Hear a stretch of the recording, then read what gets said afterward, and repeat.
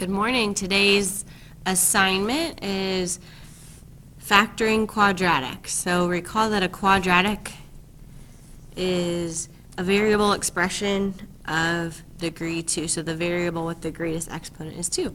So we're going to practice factoring, and we've seen quite a few problems like this first one, but just to refresh, when we have our polynomial in standard form, the first term here is a, so we could actually write these out. A is 1. It's the coefficient of the first term. So if there's nothing there, it's a 1.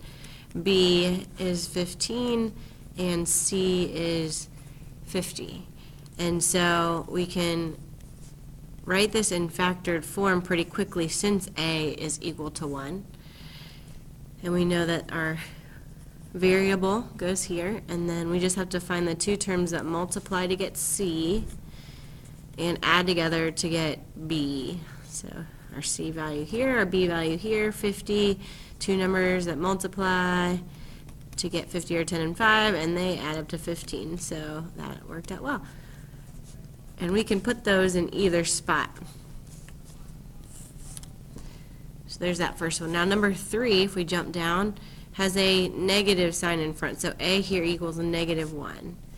And so when this is the case, our hope is that we could factor something out from all 3 terms and then get A back to 1. And in this case, it's not too hard to factor a negative 1 from each of these. So we could rewrite that as negative 1. Now this becomes a positive x squared, a minus 16x, and a plus 64. And now we're back to A equals 1 here. So now A is 1, B is negative 16, and C is 64. Two numbers that multiply to get 64 and add to get negative 16. I'm thinking of 8 and 8. They have to both be negative to multiply to get a positive and add to get a negative. And that worked out well.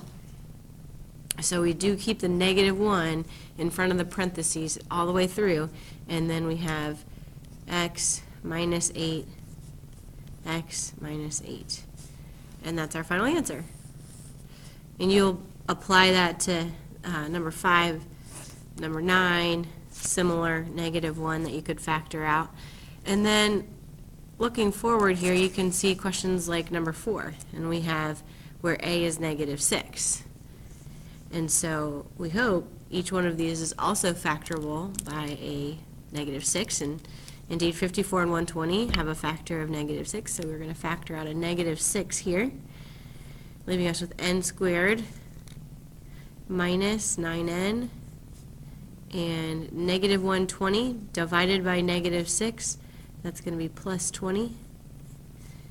And now, again, we have our A value is back to that 1. So A is 1, B is negative 9, C is 20. Two numbers that multiply to get 20 and add to get negative 9.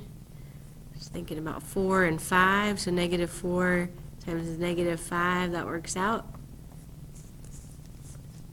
Keep that negative 6 that we factored out, again, all the way through.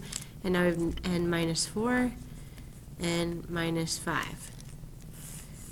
So this is the difference between the problems that we've done before, is that we need to double check if there is a common factor between all 3 of our terms. And so also to make sure that we get our A value equal to 1.